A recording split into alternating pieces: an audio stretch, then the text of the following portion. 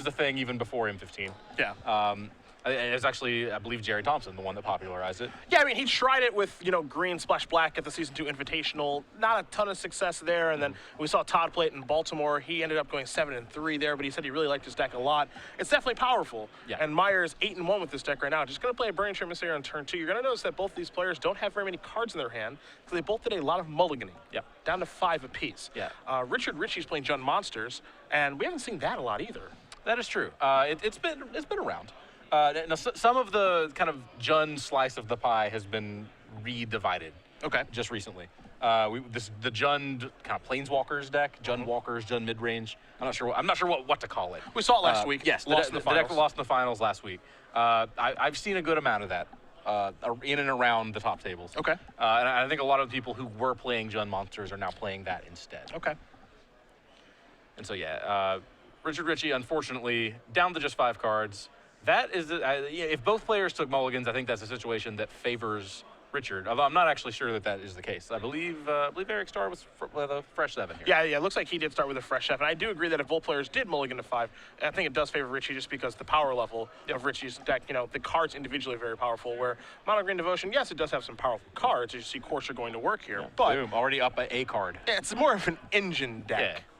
Yeah, every time I actually see Courser of Krupix net a card, it's just I want to see the player take a victory lap. It's just like you did it, buddy. Is that rare for you? Yeah, for me, yeah. I hate that card. It's just 2/4. Yeah, that's what it is for most of the time for me too. Rarely does it gain life or draw me any cards. Pulachronos will hit the battlefield now as well, so Richey is behind immediately. If you remember Jund Monsters, especially when Grenade Monsters was a thing, it was all about whoever had the biggest creature first. That was the big deal, and you can see Maier has the bigger creatures right now. Yeah, this is a totally serviceable start for Erich. This is a deck that can be very explosive. Yeah. And just turn 2 Burning Tree go. That's not really on the spectrum of like explosion to mold to 5. Yeah, this is nothing special. This is not really that exciting, but still doing plenty of good work here. That Pulachronos is being matched by Richard now, but Erich gets to attack with his first. He gets to attack while threatening Monstrous.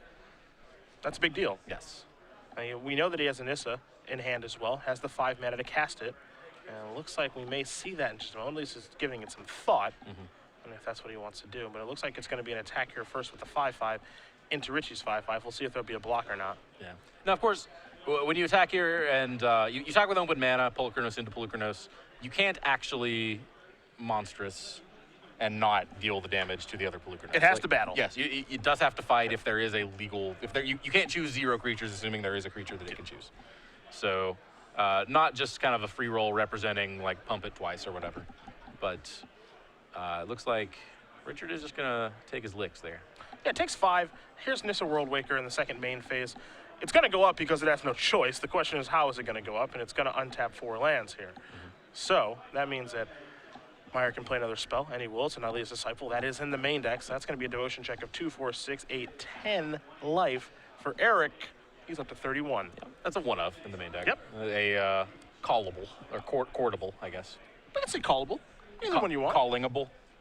I don't know if I want to go that far. I'm going to stick with courtable. Okay. Right. Is a courtable 1-of. Yeah. And, part of the reason for that is that red decks have become pretty popular, especially at the Pro Tour that's taking place, but also in the Open Series as well, due to Tom Ross and some other players. So having that be a 1-of in the main deck to court for, I think is actually pretty smart. Yeah, for sure. Players here did get an opportunity to actually see day 1 of the Pro Tour play out before they chose their decks. The Rabble Master red deck, that was a deck that gained a lot of press. Yeah. People took notice, for sure. So a lot of red decks on day 1. And we are in Texas. Texas certainly likes to turn their animals sideways. And we have seen that over the years. Texas likes to attack. So, if you're going to play in Texas, you got to have a fiddle in the band, first and foremost. Okay. But other than that, you got to have a plan against aggro. This is why I was so surprised to see we've had 3 matches go to a draw.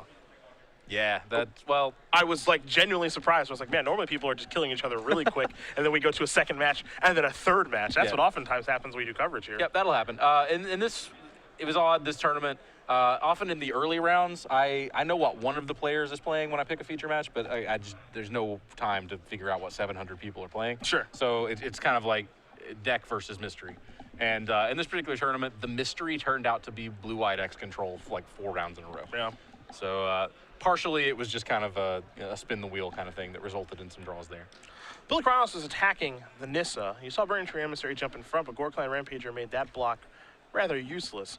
We haven't seen Goreclan Rampager a lot over the past couple of months because we haven't seen Jund Monsters a lot over the past couple of months. So maybe Maier may have forgotten about that card existing, who knows. But the Nissa's gone, and now here's a Domri as well, and that can go fighting. All of a sudden, Richey, even though he didn't mulligan to 5 this game, he's catching up very quickly. Yep, he's back in it. Back in it in material, at least. Yeah. That 31 is still a lot of life to plow through. Although if you keep your Pelucranos around long enough, you'll get there. Yeah, you can get the job done.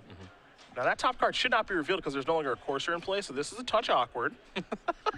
That's a little awkward. Yeah. I don't know if they're going to have to shuffle the deck or not, but that should not be revealed. I would think not. Yeah.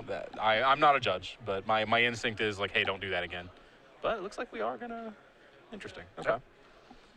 I'm not too surprised to see that. Of course, I'm not a judge either, Yeah. but I do trust the judge that is in the area. Yep. You know, this is basically revealing information to both players that they should not have, so that top card should be a mystery. What would be hilarious if he turned it over again. That actually would be sweet. Yeah, so I'm Just glad. immediately like. Yeah. Okay, I'll flip over this card. No, you won't. This is yeah. Courser of Kruvix, it does that. You know, once you get into the mode of flipping it over all the time, it's just you're supposed to do that. Yep. You know, it's the way you're supposed to play Magic. Let's see what this is going to be. This is going to be the Elvish Mystic that Erich did draw last turn. Yep. Now, you can see again the Chord of Calling that's in his hand right now. Chord could be for 4 if he'd like for it to be. Yeah. See, that chord was going to shuffle no matter what. That's true. Yeah. That's true. Did not affect the game in the slightest. Looks like we're going to have some attackers here. The question is where they're going to go. If they're going to go towards Domri or not. Looks like Disciple is going to go towards Domri, and then Pelucranos is going to go towards Richey. So that's going to bite the dust. Looks like there's going to be no block there with the Sylvan Carry added. So looks like 5 more is going to get dealt. Yep. No good block there unless you just would rather cash in your mana source and 0-3 guy for 5 life. Richard getting to the point where that's maybe something he needs to consider. Almost soon. I mean, he is at 6. 6 is not a lot. And his opponent is at 31. 31 is so much life. Richey's going to draw a card here. Looks like he may have picked up a copy of Courser of Kruvix. Don't have a great look at his hand yet. Yeah, Courser of Kruvix is a fantastic card on turn 3. It's even better on turn 2. It is kind of a stinker on turn 7 or 8. Yeah. There are definitely better draws to be had, especially in this Jund Monsters deck that has Storm Breath Dragon, Scavenging Ooze. Ooze is a card that would be really, really nice here, for example. Yeah.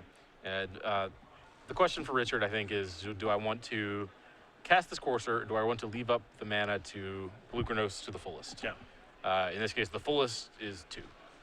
Could be 3 if he plays the land. True. But right now we're looking at 2. Yeah.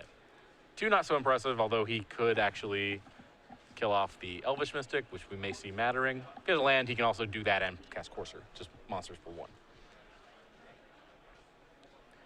So, a couple of tricksy options here. One thing that I don't think he can consider is attacking.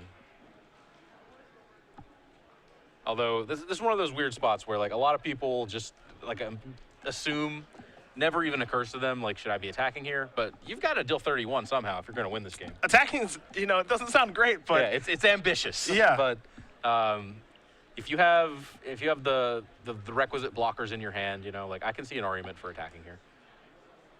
He's going to be reaching for some mana. Monsters for 1, cast Courser, attack for 6. That's a play, right? That's a line. I mean, it's a place to start.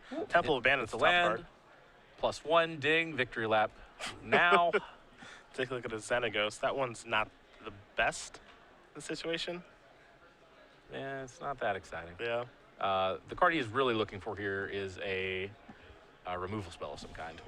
His 1 Dreadbore or one of his 2 ultimate prices to get rid of that Pelucranos. That seems to be the removal suite that these decks are playing nowadays, too, is 2 price, 1 Dreadbore. I found that, you know, Chris Van Meter, of course, always championing this deck, and that seems to be the removal suite that he's moved towards. Yeah. We have seen a Singleton Abrupt Decay in the deck sometimes as well. Sure, yeah, those 3, then 2 Mizium Mortars. Yep. Mortars will not do the trick here, but yeah, so we're basically just a kind of a 3-outer to find a way to get that Pelucranos off the board. Now, Erich is sitting on Chord of Calling, so something annoying might show up. Currently, he can only do it for 2 on end step. Now that's all he needs. Does he have a Scavenging Ooze in his deck? He does, right? He has got one He's got to one. cord for. For just such a situation. He's not going to do it, though. Yeah, he opted not to. This seems like it actually be a pretty good time to actually Yeah, cord I for think that he would card. be able to untap, and it would be like, what, a 6/6? Yeah, there are 4 creatures in Maier's graveyard. A 7/7 up there. Yeah, because of the rampage. Actually, excuse me, 3 creatures in Yeah, this okay, because there's a alright. Nissa, and then Yeah. so it would be a 6/6. I mean, 6/6 is still plenty good. Yeah. I don't think anyone's unhappy with that. Yeah.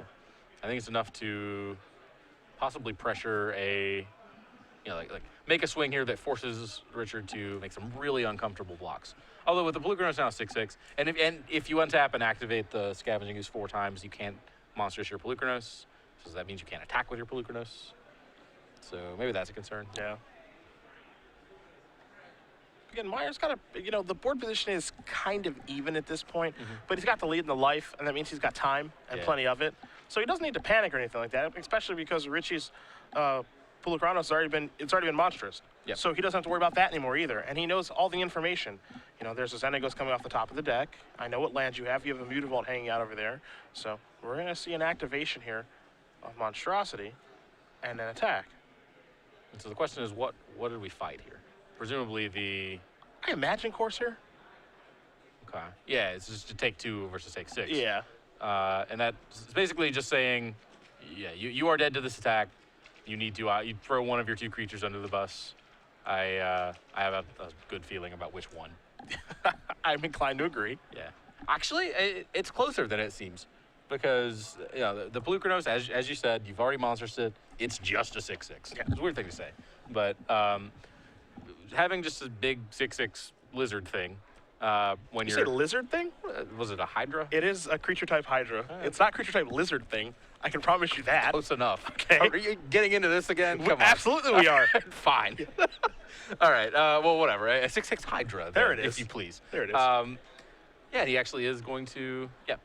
It's not the worst trade. No, it's fine. Just trading lizard thing for lizard thing. There you go. Yeah. There you go. You win again. Yeah. But yeah, I think Richard would actually much prefer to keep his potential source of card advantage on the table. There's a land that's going to come into Source play. of card advantage, source of life, Yeah. as kind of puny as it seems. At this point, it's not irrelevant. No. Everything counts when you're on a mulligan at 5. Xenagos is going to come in. We'll probably see it make a Satyr token here, and there are no good attacks there for Richey due to that 3/3 on defense. So Xenagos is going to start cranking out blockers. If you're Erich and you decline to go fetch a Scavenging Ooze when you have the shot, I think then your game plan now instead is to fetch up a Hornet Queen, I think. That's the big one. Hornet Queen, or maybe now that you have actually traded off one Polukranos, you can get just as much mileage out of just fetching up another Polukranos. There could also be some interest in the Singleton Nylea God of the Hunt. Okay. It would be on at this point, and providing trample and green mirrors plus the pump effect is a big game. All right, so Erich doesn't need to go courting for a Polukranos. He just has one, which is better for him. Gonna just pass the turn back over to Richey. And still, he can still court for 2 if he wants to get Ooze. And the top card of Richie's deck is Ooze right now, so maybe that'll trigger something for Erich that says, maybe I want my own Ooze because I can activate it a whole bunch of times. Yeah, he is just one piece of material away from courting up that Hornet Queen.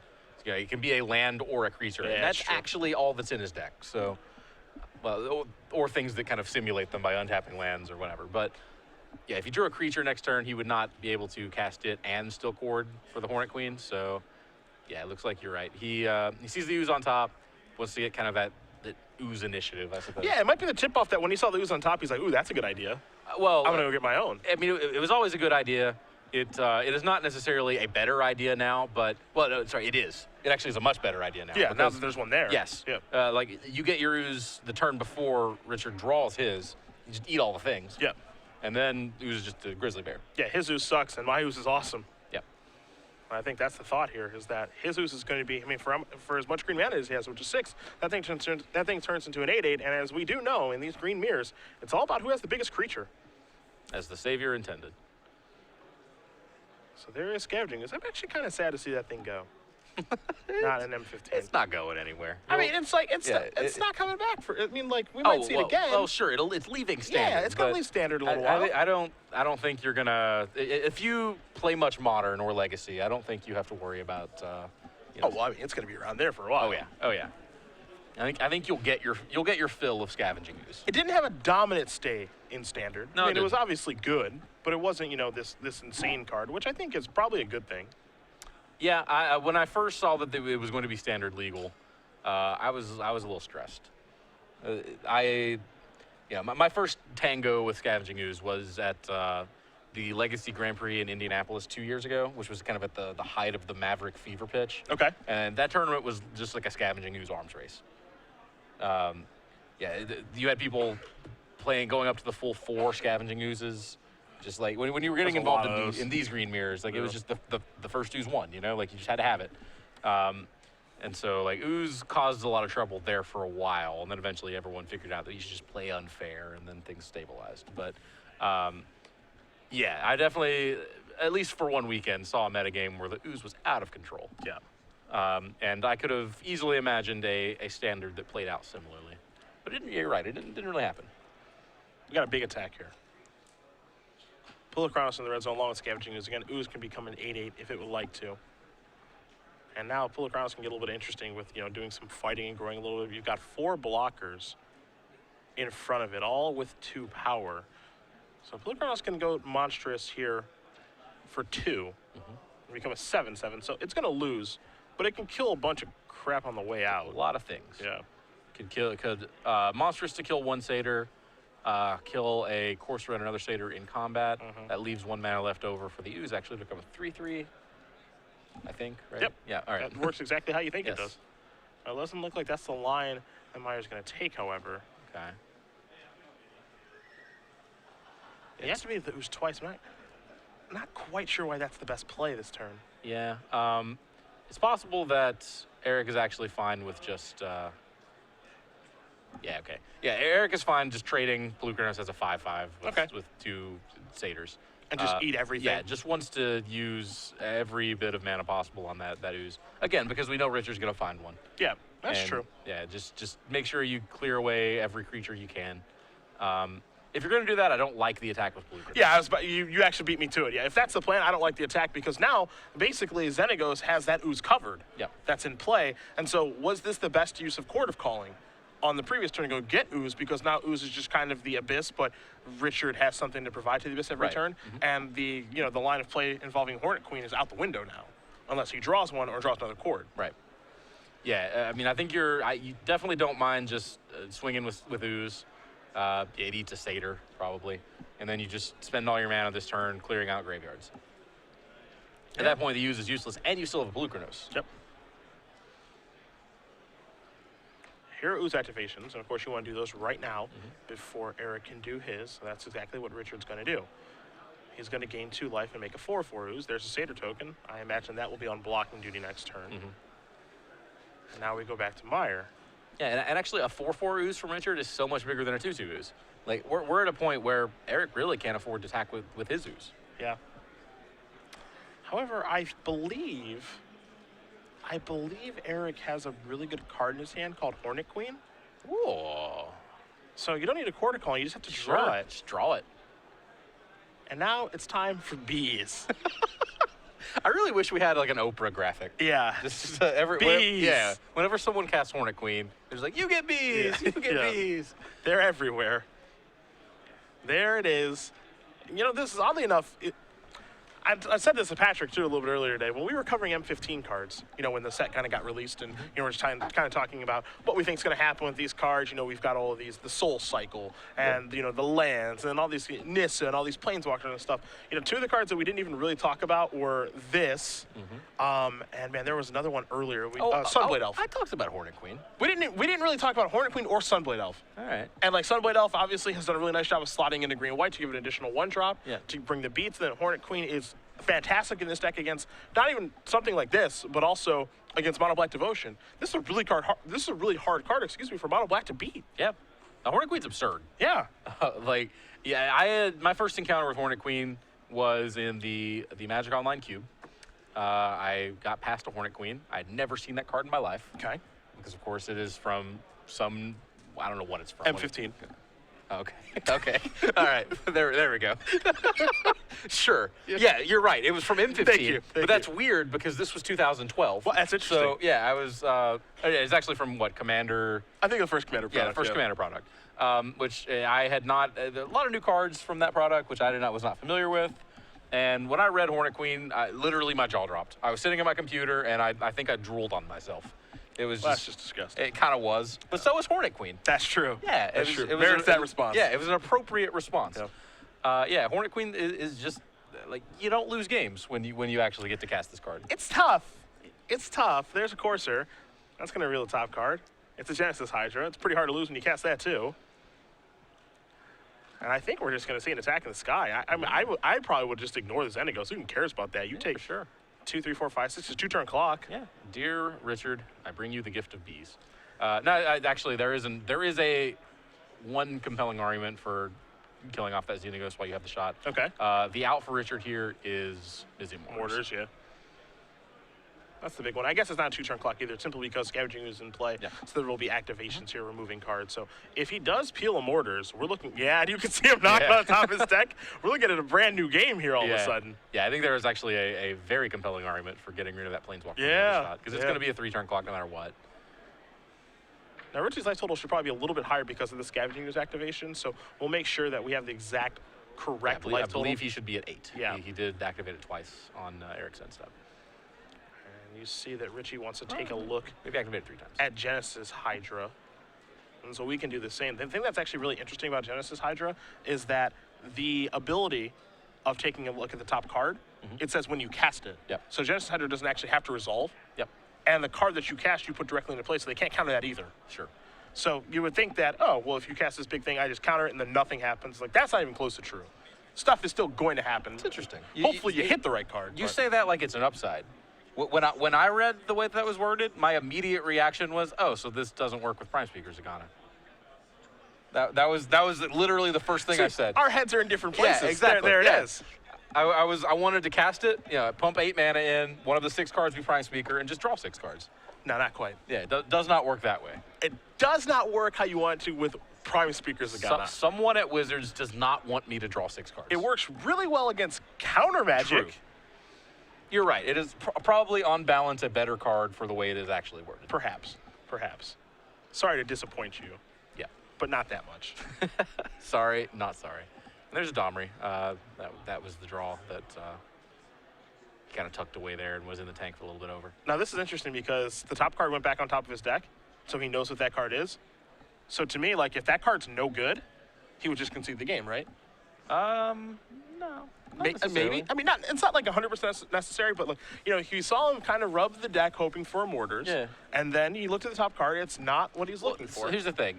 If you take a peek and it's like a land or whatever, just something useless, and you just don't react, put it on top, say go, Erich has to respect the fact that it could be Mizzet Mortars, and now there's a second Planeswalker in play. Sure. So there's a real argument for if you smell a Mortars to actually just send all your flyers to the Planeswalkers. Okay. Which you can't close them all out just in one swing. Yeah. So there's the Hydra. What a delight the Hydra is. Yeah. I love the Hydra. Yeah, I'm all right with the Hydra. And yeah, so the Hydra is when you reveal X cards, pick one, and then shuffle the rest back into your library. Okay, gotcha. So it is not a cascade. Yeah, that's what you think it would be. Yeah, I think that was another one of those things that people just kind of assumed that it was going to be like shuffle them up and put them on the bottom. But top card's an Elvish Mystic, as you see there from the Courser. Bees are here. Hornets and bees are a completely different animal. No. All right. Are they animals? No, they are mindless killing machines. Okay, there you go. Well, they're doing some mindless killing right now. Yeah. Now, Mortars isn't as good now simply because it's going to leave around that Genesis Hydra. I mean, it's still pretty good, though. Let's see what this card is. Is it? It doesn't look like it. It doesn't look like it, no. I think it was a replacement Planeswalker. I think it would have cast right away, too. Yeah, it looked like a Xenagos, which is not what he's in the market for here at all. And I don't think there's a way for him to actually survive. I don't think so either. I mean, even if he can't, he can maybe gain some life. Like if something happens with Domri and Scavenging Ooze, he can gain a little bit. But if he upticks Domri and finds Pelucranos, does that do anything? Something that can get some creatures in the graveyard. Yeah. That's what's necessary. Does that? Pelucranos has 5 mana left over, or just 4? Just 4, it looks like. It's all turned sideways. So It'll be 5. 5. 9 There, lands okay. in play plus a Xenagos activation, All right. taking up to generate more mana, if necessary. I think that's really the best that can be done. Yeah, and that's not enough, I don't think, because he still needs mana left over to activate the ooze Yeah. to gain the life necessary. Servant Created was the card that has been revealed. I think the alternative there would have been to use Domri to fight. If you can somehow get 2 creatures in the graveyard that way, and it looks like Richard can still do that. All right, there's for the Chronos. Right on time. Sort of. So he can play that and then up Xenagos. Xenagos will provide 5 mana. And then he can fight something. Oh, I was not counting the mana from Xenagos. Yeah, Yeah. that actually, that's huge. He might be able to make another turn. Yeah. So if he does that, that's down 4. 2 lands untapped, 5 mana from Xenagos, 7 total. He can fight the Hornet Queen. Both the Hornet Queen and the Pelucranos would die. He's got to be careful how he taps his mana, though. He needs to make sure he has enough green mana. Definitely. That's the big thing. Although he can, yeah.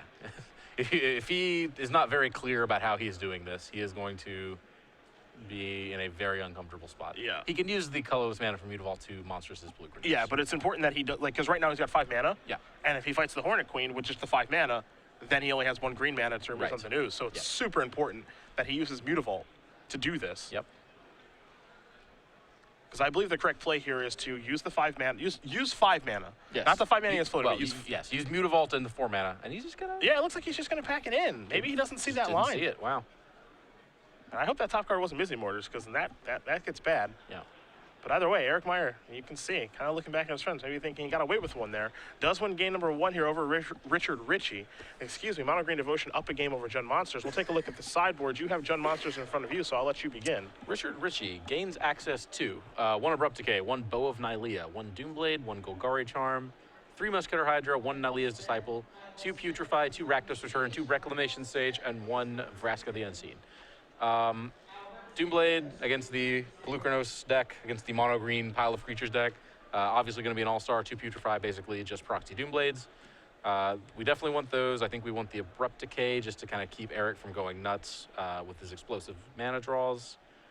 I am not so sure about Golgari Charm. There really aren't any. It's actually just Elvish Mystic, right? Golgari Charm is pretty bad here. Yeah, I think we're just bringing in those 4 removal spells here.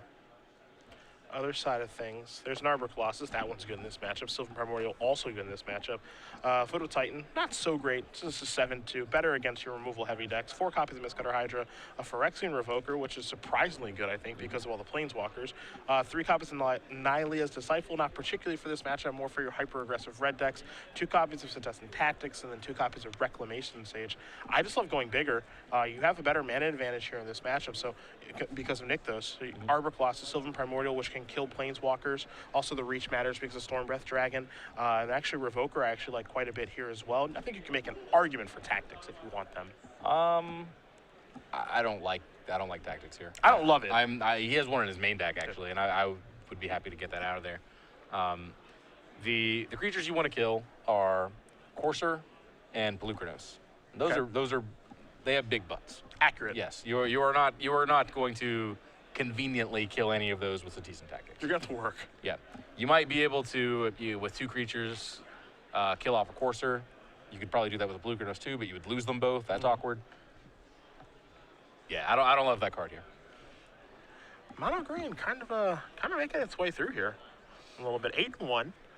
Wins this match. Potential to draw in. I know we were a little bit over the cutoff. So Just a hair over, actually. Yeah. So, yeah, I think we're going to see, I'm almost certain we're going to see an X2 make top 8 of this tournament. Yeah? Every time I say that, I end up being wrong, to be fair. But I think we're there. Because the cutoff is 7-10. Yep. It's the 710th person makes it 11 rounds. And we are 732. Patrick thought there was going to be 9 rounds this morning when we woke up. Patrick, he dreams big. He's like, what do you think? Yeah. Maybe 9 rounds today? And Sure. I Yeah. actually just laughed in his face Okay. as he was making his cup of coffee. Yeah, that's it. 9 rounds. Are you kidding? that's, you know, whatever. It's ambitious, but Last time we were here, this was the largest tournament ever held in Texas. Was the one we had last year on the Open Series, and then this is now the largest one that we've had here. Yeah. And I imagine the next time we come, it will be the largest one we've had here. It'll be 8 rounds then. yeah, okay. Yeah. Sure. Yeah, that's how Just that works. well, they just keep getting, they get bigger and bigger, but we just cut Less rounds, yeah. Yeah, why not? So, you know, when there's, 8 people that are 8-1 or whatever. Sorry, Yeah. none of you guys Yeah. make top 8. Who doesn't love a good sweat? Sorry. Sorry. It's like- I hope your breakers are good. Exactly. Yeah, it seems perfectly reasonable. I'm a man of reason. Yeah. what I am. But yeah, Mono Green Devotion certainly still in it. I feel like there's a deck here. I really do. Again, I think the configuration of the deck is pretty difficult to figure out, but the cards are mighty powerful, and we all know how good Nykthos is. Yeah, and honestly, I think maybe Nykthos is like tricking people here. You still think it's necessary? No, I wouldn't say that. I don't think you want 4 of them. Oh, okay. I don't think you want 4 of them, and I don't think you necessarily have to go like completely all in on them with these Voyaging Satyrs and all that. Okay. I think maybe just like Nykthos is a 2 of, and then just try like play like a more like traditional ramp game. Some games you draw it and it's awesome. Some games you don't, you're still fine. Yeah, I mean, like it's always going to be insane when you draw it, except for those games where you draw 2 of them. Yeah, And that's not where good. you draw like Forest, Nykthos, and then a bunch of Burning Tree emissaries. Yeah, I mean, Erich just played perfectly fine Magic the last game. Yeah. So we did see that.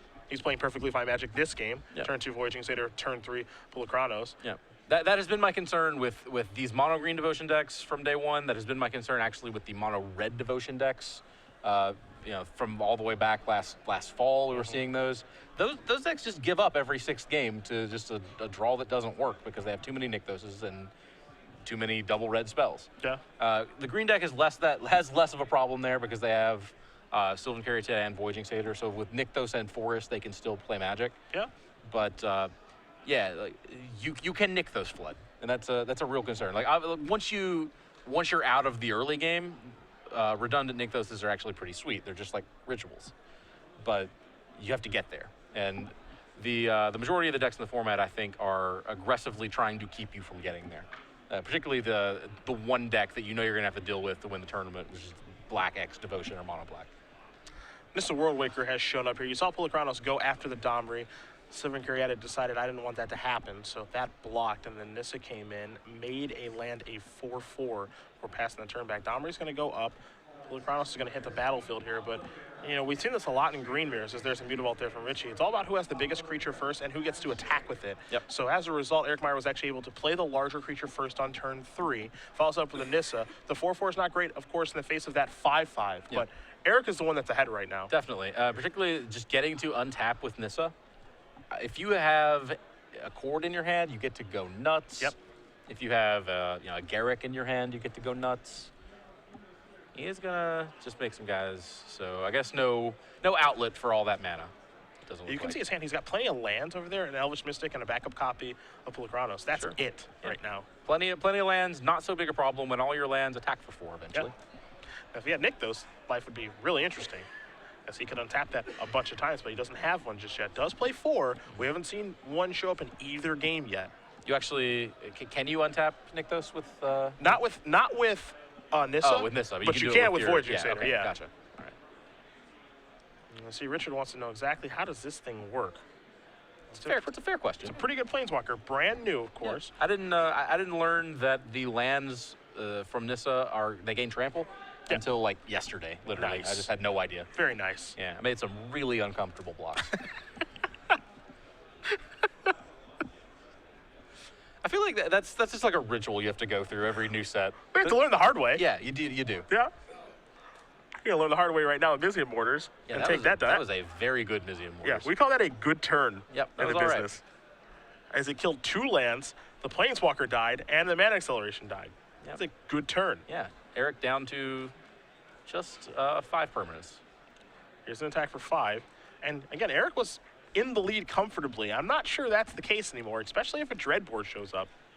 Yeah, 4 so much less than 5 against a Mortars deck. Yeah. That Nissa was looking to cause some serious trouble. And I think that's probably a real Achilles heel for these mono green devotion decks. I'm not sure what you can do to insulate yourself from a Mortars off the top. Not a lot. I feel like every time we watch these Green Devotion decks, be it this one or previous iterations of the deck before M15 showed up, they lost to Mortars a lot. And there's really nothing they can do about it. They only have really one creature that has 5 toughness, and that one's on the battlefield right now, and that might not even be good enough. You see Stormbreath Dragon, Pilikranos, and Mutavault coming across. That's an attack for 11. Maier's down to 4. Yeah, this is a pretty serious problem for Erich. Just a touch. I'm trying to put together some sequence of draws that get him out of this, or just some, even just like what 4 cards could you have in your hand to get you out of this?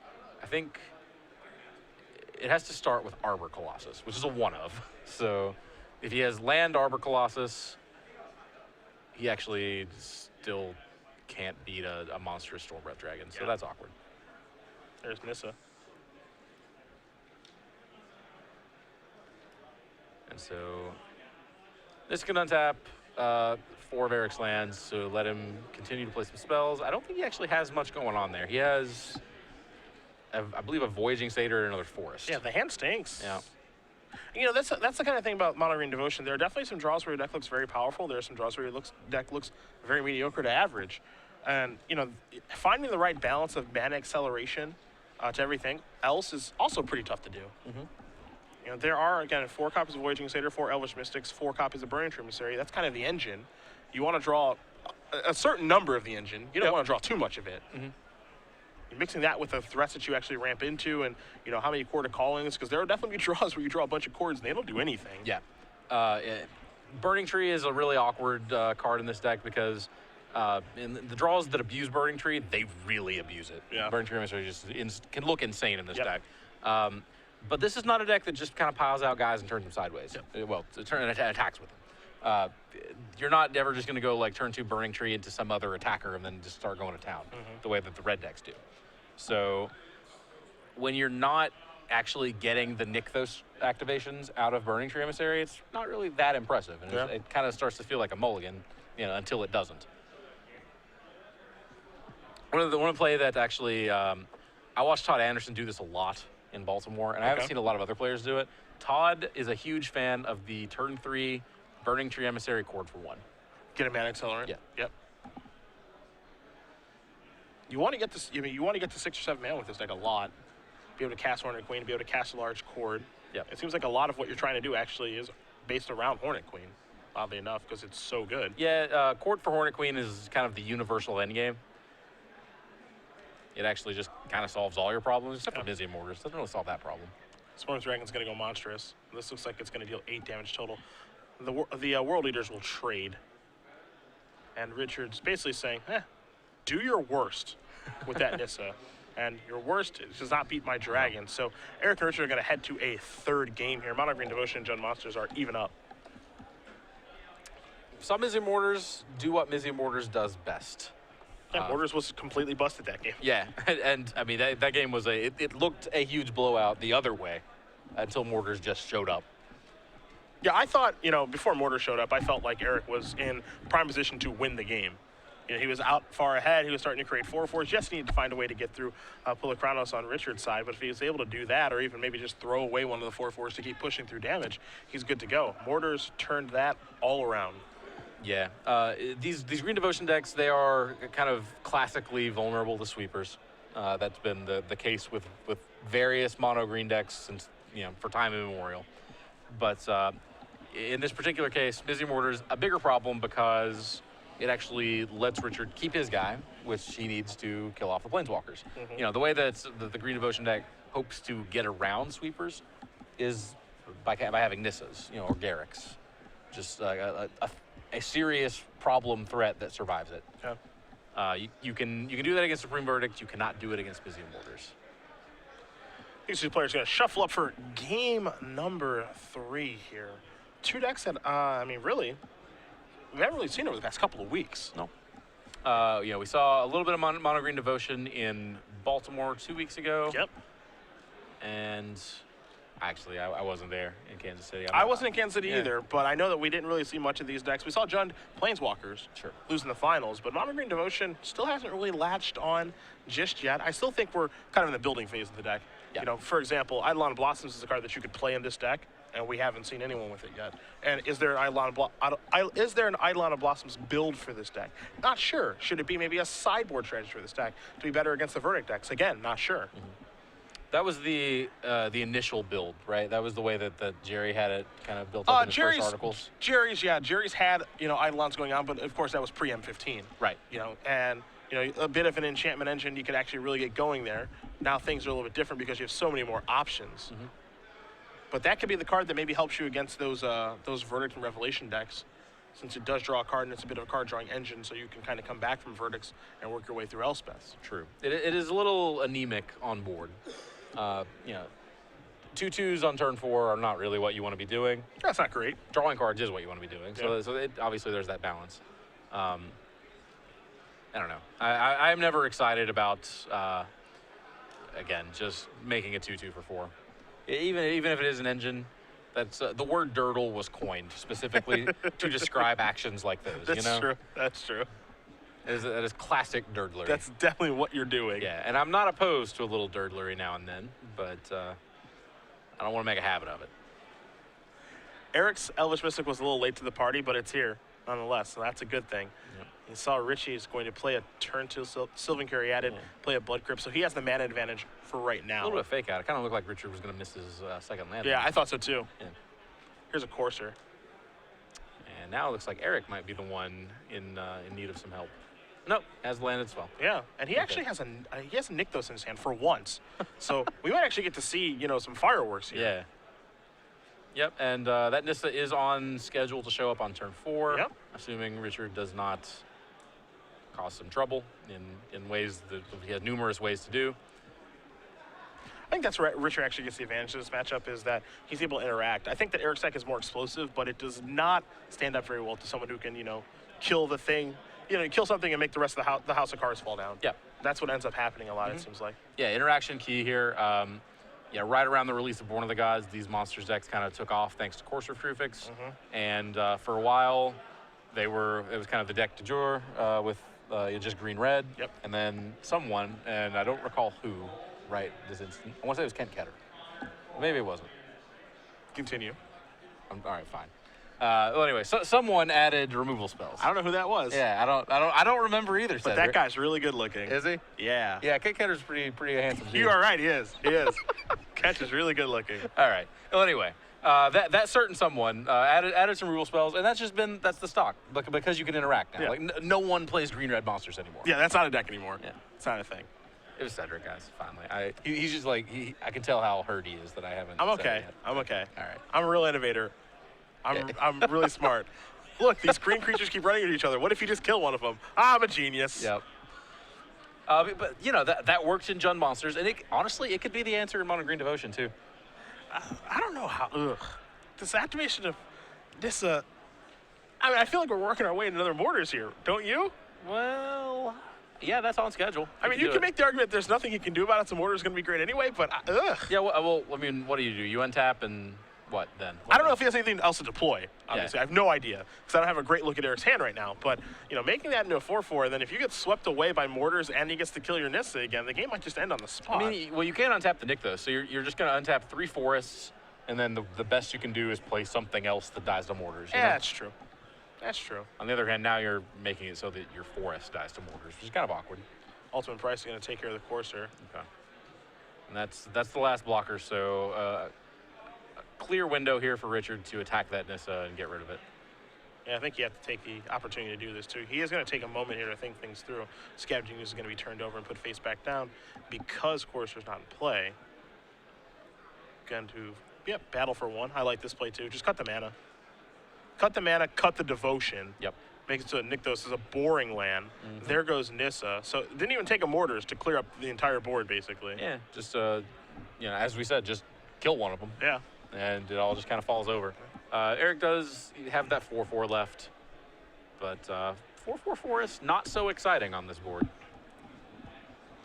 I'm not impressed. As a 4/4, it actually looks like some gas tucked in hand. I believe I caught a glimpse of a Erich. Yeah, but he's so far away. Yeah.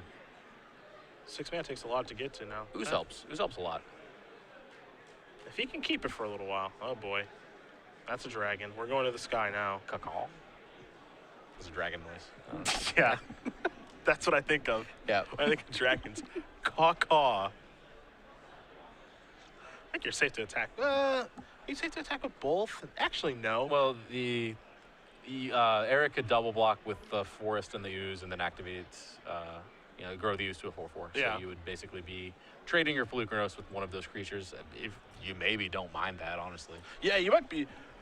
I guess the question is, what creature which one do you want to trade with? Do you want to trade with the land, or do you want to trade with the ooze? If you take out the land, you're stunting his growth a little bit. But if you take out the ooze and you're leaving the land there, the Right. ooze might be the more important of the two cards, though. Mm-hmm. Particularly if you take out the land, you put another creature in the graveyard. So the ooze is threatening to be a 5/5. Yeah.